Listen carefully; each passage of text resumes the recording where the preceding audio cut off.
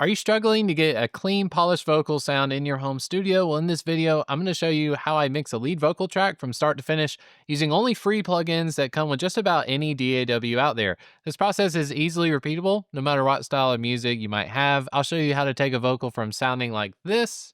Oh, by and by, when the morning comes. To sounding like this. Oh, by and by, when the morning comes. Hey everyone, it's Chris Green here, and welcome to the Home Studio Producer, the channel dedicated to helping you record, mix, and master pro quality music from your own home. A quick word, if you'd like to practice these exact mixing techniques on the actual tracks from this video, you can download the complete PreSonus Studio One session file and all the audio stems that come with it. It's available exclusively for my gold tier channel members as a way of saying thanks for their incredible support. Just click the join button below to get access and start mixing along with me. Now, if you're already a gold tier member, just swipe over to the community tab here on my YouTube channel. You'll find a link to the Google Drive folder. There are three big takeaways I want you to have with this video, and we'll get to those in just a second. Let's look at the session that I've got pulled up. This is from my wife's hymns album that we recently recorded. You can actually go to her YouTube channel, Lana Green Music, or you can go to Spotify, wherever you listen to music. You can listen to this today. This song is called When the Morning Comes. It is very much an acoustic song. You're going to see a lot of acoustic guitars, a mandolin track, a piano track, a bass guitar, some clapping, and then a box drum, if I hadn't said that already. There's also a couple of harmony tracks as well. It's a really great starting point if you're looking to get into mixing, so I highly encourage you to download these tracks if you can. First things first, this session is not completely mixed. So the version that you'll be looking at, there's actually no plugins on any of the instrument tracks. All the faders are set to 0. There's no panning whatsoever. I do have a limiter pulled up on the main output, and that's just for the sake of the YouTube video as I'm recording. I don't want anything to go super clipping, but the limiter is not having much of an effect. I've got all of the tracks going into a music bus that is simply turned down 4 decibels. And then I've got the harmony vocals turned down 5 decibels. Those are also in a bus of their own. But we are primarily concerned with the vocal track in this mix. This is the one pulled up at the top. It is labeled Lana. We're going to be looking at this, mainly the verse 2 and the refrain section of this song. Step number 1, we're going to talk about clip gain automation. Now, most DAWs are going to have it out there. Studio One makes it very easy for you. If you just right click anywhere in the audio region, like I have Lana's vocal pulled up here, I'm going to go to gain envelope and I'm going to click the check box. As soon as I do, I've got this white line going through her lead vocal. Now I can expand this track out down here at the bottom left, this little burger stack. Really good to zoom in as much as possible so that you're looking just at whatever track you're manipulating. Now with the clip gain automation, I can go in here and I can create these little dots. If I just simply click wherever I have these bubbles, I can create these little automation points. And what you notice is that when you're recording anything, you're going to have waves, and certain waves are definitely more spiky than others. Look at this phrase, by and by. You'll notice that by and by is extremely loud and then everything tails off. Let's take a listen. Oh, by and by. As long as you've got the gain envelope marker selected, you can click with your mouse on the white line and you're going to create these little automation points, if you will. So I'm going to put some before and after each of these blobs. And I'm just going to grab this first one here. You can see at the top of the waveform, it's quite spiky right there. So if I just click on the white line, as I drag down, you can notice that I'm basically reining in that dynamic. I wouldn't go too crazy with this. It looks like I've just turned that down 2 decibels. 2 or 3 decibels, you're going to be just fine. You don't want to do anything around like 10 or 12 decibels. It will start to sound a little weird. But not only can you go through and turn down audio regions, like if this region was too loud, I can bring that down as well. You need to kind of pick a midpoint of whatever you're aiming for. Again, 2 to 3 decibels within range is going to be good. You don't want to mess up your entire gain structure from what you recorded. But here, these blobs on the tail end, I notice they are quite quiet. So I'm going to click and drag up. And as I'm dragging up, you notice that the top of these blobs over here, they're not particularly getting higher, but the bottom, a wave goes up and the down information is just as important as the top. So I don't want to go too crazy. If I'm looking at the top line, If I tried to line up the peaks on these at just looking at the top, you can see how big the valley is down below. So I need to keep an eye on the middle. So I don't want to go too crazy here. I'm going to go about 3 decibels. You can add as many points as you want, but I can guarantee you if you take the time to go through and just to automate slightly what you're doing, things are going to sound a lot more even without even using plugins at all. Let's take a listen. Oh, by and by, when the morning comes. That sounds a whole lot more consistent and natural. And again, we haven't even gotten into plugins yet. So why would you go through and clip gain all of this stuff? Well, you notice I've got a breaths track just below. Now, when we recorded this, the first thing I went in and did is I just went in with my clip tool.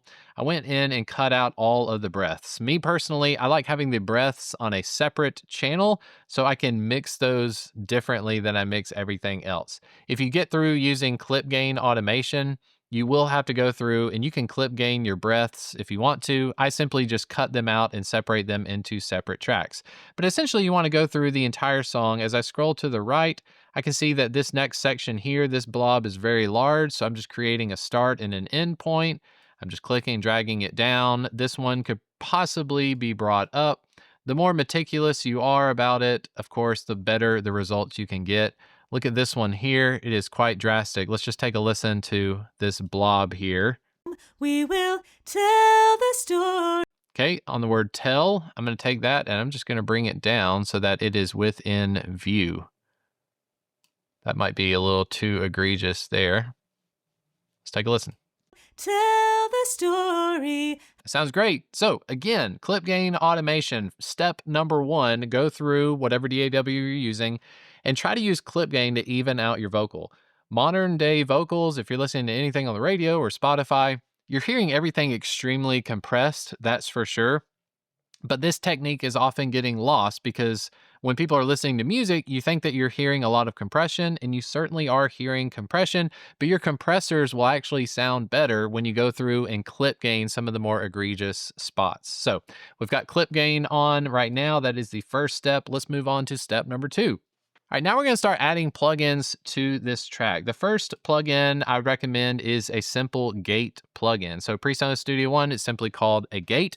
A gate plugin is going to mute your track for you when the audio reaches a certain threshold. So when I'm speaking usually at about 50 decibels or so, anywhere from like 45 to 60 decibels. It's like the average volume of speaking. So if I set a gate to -40, I'm basically saying everything that is below human speech, normal speaking volume, I want the channel to mute itself. Now, a gate plugin is a quick fix, but it's often not the cleanest way of doing things. Again, first and foremost, I'd recommend that you use clip gain. You can actually go in and clip gain some of these areas, such as going into the chorus just before she sings by and by. I could go in with clip gain and I could simply clip gain this whole section right here and just make sure that it's muted before she starts singing. That's one way of doing it. It's going to take longer, but if you're in a hurry and you really just need everything to be muted below a certain point, I would go in and set a gate plugin to -40 would probably be a good space. Again, it depends on what you record it at. But I set the threshold to -40. I'm going to turn down the tracks by -40. I've got the attack time very quick. It's set to 5 milliseconds. The hold time is 50 milliseconds and the release time is 50 milliseconds. I find that gives me a natural enough setting that, again, at that low volume, I'm really just capturing some of those the clicks and pop sounds that you hear in between words when singers are just kind of like clearing the spit out of their mouth. I really don't want all of that stuff. But anytime she's singing, I want that to be front and focused. So here is the gate plugin. You're not going to notice too much of a difference on this vocal, but here it is off, and then I'll turn it on. Oh, by and by, when the morning comes. Oh, by and by, when the morning comes. All right, that was the gate plugin. My next plugin in the cleaning process of the vocal is to use a simple EQ plugin. Here are the settings that I recommend that you check out. Now, every voice is going to be a little bit different, but I will say there's some mystique. Like people talk about the human voice, like every voice is unique. Certainly the tones are different, but there are going to be some frequency ranges that are just going to be consistent no matter what vocal you are recording. I've got a low cut filter set to 166 hertz. Now, if you are working with a female, it's going to be around this region, it's going to be a lot higher than it'll be for a male. Men have lower tones, they have a lower timbre. So if you look at the PreSonus plugin here, the EQ plugin actually shows you a readout of a keyboard. Now, my wife is an alto and she is not singing any of these notes down here. So anything that's in this region could be like the air conditioning unit, it could be a car driving by at the wrong moment. I want to capture all that stuff and make sure that it is cut. So a 12 decibel per octave, low cut filter around 160. If you're working with a male vocal, you can go down to like 120, maybe 110. It really just depends on what range the vocalist is singing in. Now, in PreSonus Studio One, their Pro EQ plugin does have dynamics built in. So if you don't see this kind of look to your EQ plugin, just simply go to this low frequency peak right here and click this D. When you click the D, you may have to click it twice. It's going to switch in dynamics processing. So now we are talking about essentially, instead of it just being an EQ filter that just cuts that region and is stagnant, now this EQ cut is going to kind of play with what my wife is actually singing. So I'm cutting 3 decibels at 274 hertz no matter what. So there is a static EQ cut at 274 hertz by 3 decibels. That dynamics part of it is I am essentially cutting out 6 decibels whenever it crosses a threshold of minus 20. It's easier to kind of see this in action as you're getting used to using like a dynamic EQ, but here it is nonetheless. You're going to see this also happening up at the top. We'll talk about the higher frequencies in just a minute. Case in point, here is the EQ plugin bypassed. Oh, by and by, when the morning comes. And enabled. Oh, by and by, when the morning comes.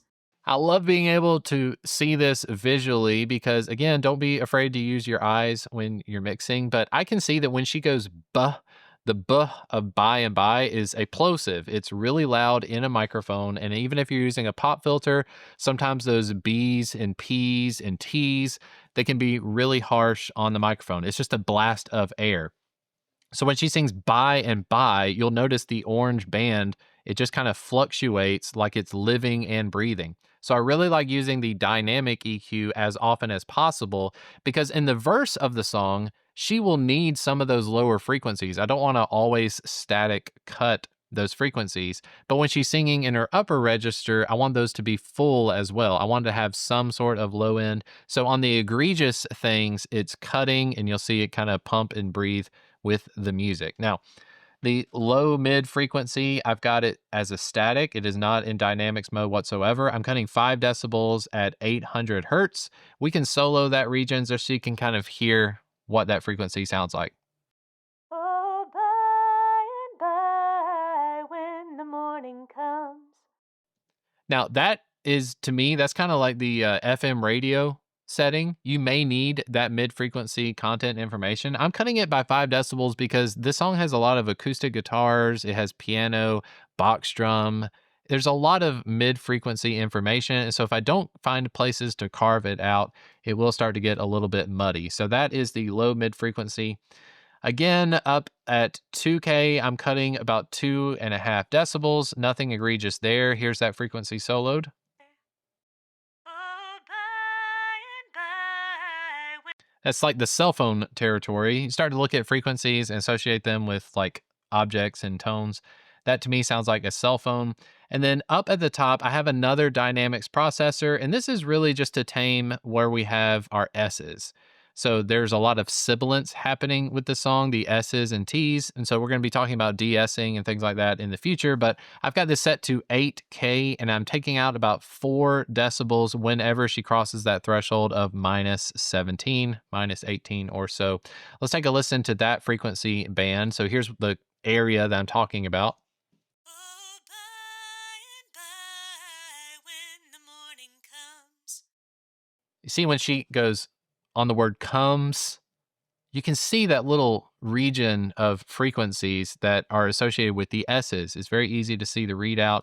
And so I'm already thinking ahead. I'm thinking those S's are going to be a problem if I don't gradually tame them as we're going. Once you start compressing, it's going to get pretty harsh pretty quickly. So again, let's play this EQ. Now that you've kind of gotten your head wrapped around these frequency regions, I want you to be able to see what's happening on the plugin. Here it is bypassed, and then I'll enable it the second time through. Oh, by and by, when the morning comes. Oh, by and by, when the morning comes. You see that last S, you just saw that green band just kind of tuck a little bit. That's what I'm looking for. All right, next in our cleaning section of the mix, we're going to add a compressor. Now, this is our first compressor plugin, and especially after doing the clip gain automation, things shouldn't have to be too heavy on the compressor. But I've got the threshold set to minus 24 decibels and the ratio set to 2:1. I typically will set the ratio first because that kind of lets me know what type of compression I'm going for. If it's a 2:1 ratio, that's a light compression. That's not very heavy whatsoever. It's definitely not limiting. I've got the attack set to 10 milliseconds, the release set to 50 milliseconds. I do have it set to this auto gain, so as we're going from plugin to plugin, you shouldn't be noticing a huge jump in volume whatsoever. Now, the threshold knob will depend on how much automation you've done leading up to this plugin, but generally, I'm looking for this yellow bar of the gain reduction to be somewhere between like 3 and 6 decibels on the more egregious sections.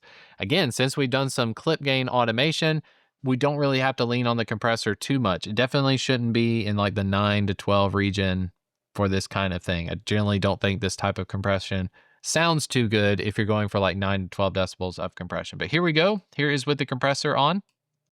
Oh, by and by, when the morning comes. Here is the compressor off.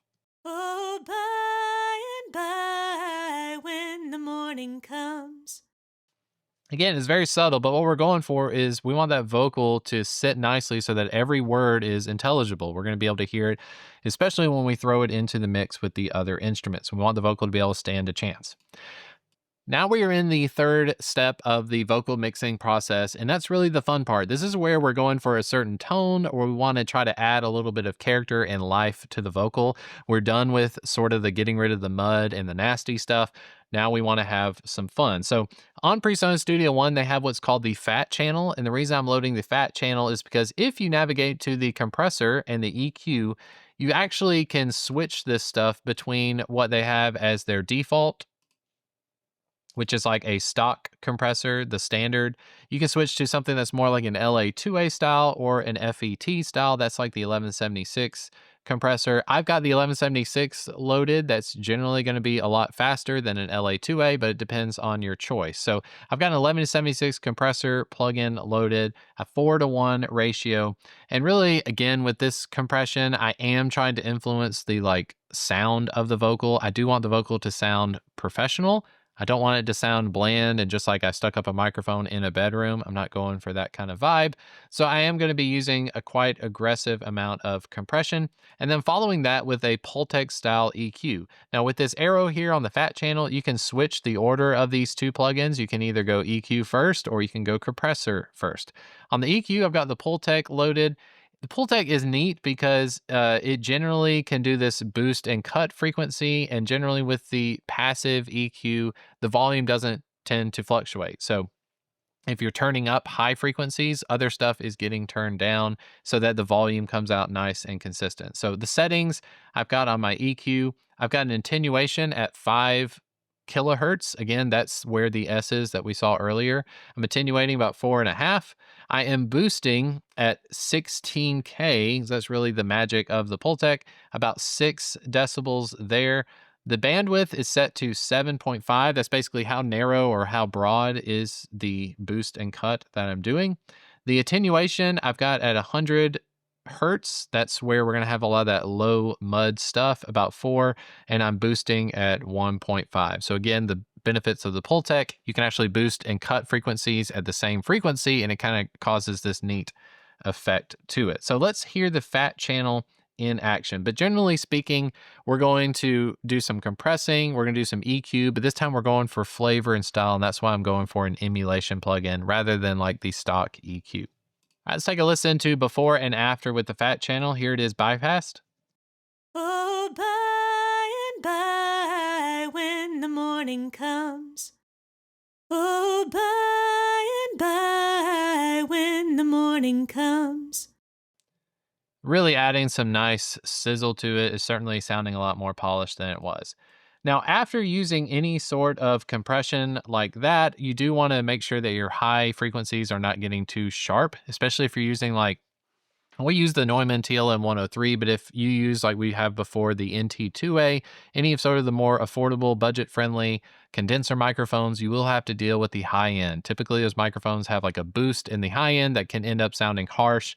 The more compression you have, the more you're going to need to deal with these frequencies. So I've got an EQ plugin that is in this static mode. I've got it set to 9K. It's got a wide Q. So the Q is how broad or narrow the frequencies you're dealing with. Pretty broad Q there, and I'm cutting almost 2 decibels at that frequency. That's really just a safety there. And then I've got this de-esser loaded. Now, this is the compressor plugin from Studio One. They do have a preset called de-esser S1. I've manipulated this preset, and I'm going to show you how I went through that process in just a minute. But let's take a listen. I'm going to turn off the EQ and compressor. This is the last step. Let's listen to before and after, and I'll explain to you how I set up this de-esser. Oh, by and by, when the morning comes. Oh, by and by, when the morning comes.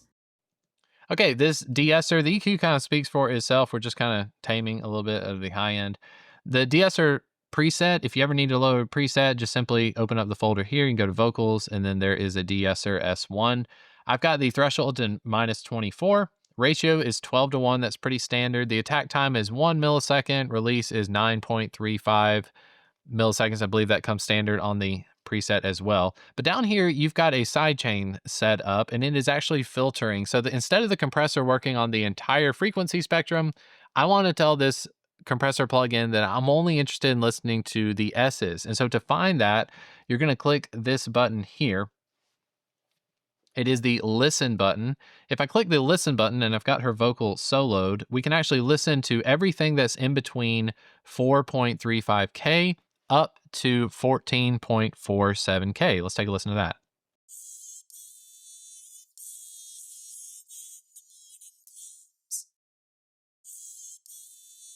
So again, that's a really high frequency. I did broaden this out. So if you typically, when you load the de-esser plugin, it's only looking for a narrow band of frequencies with the S's. I'm kind of using it like I would use the Soothe plugin. Soothe is a paid for plugin that would typically load on a vocal to kind of tame this harshness factor that you just inevitably get. But with the de-esser plugin, I can broaden out the de-esser so that it's actually working on more frequencies than normal. So here is the de-esser plugin, again, bypassed, and then I'll enable it. Oh, by and by, when the morning comes. Oh, by and by, when the morning comes. Now, of course, I want you to be able to hear this in context with the rest of the song, but just to recap what we've been talking about, first thing you want to go in is make use of clip gain. So this clip gain automation, right click in the audio lane, make sure gain envelope is checked off, and then you can go through and start manipulating those waveforms. And the next you want to go to is step 2. You're really just trying to clean up your sound. You want to use a gate plugin to get rid of all those smacks and stuff that happens in between singing. You want to use an EQ plugin to kind of cut out some of the mud and rumble. You're using a compressor plugin to kind of tame what the clip gain automation was unable to catch.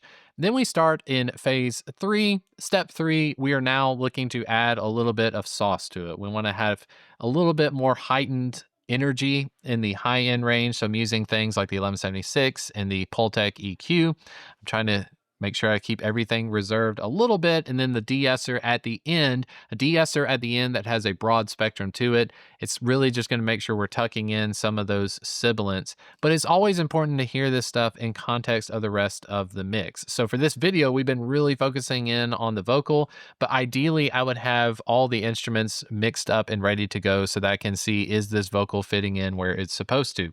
Now here is the entire song. We're going to play this refrain here on a loop. But what I want to do is I'm going to expand it out. So you're going to hear some of the region that hasn't been fully clip gained.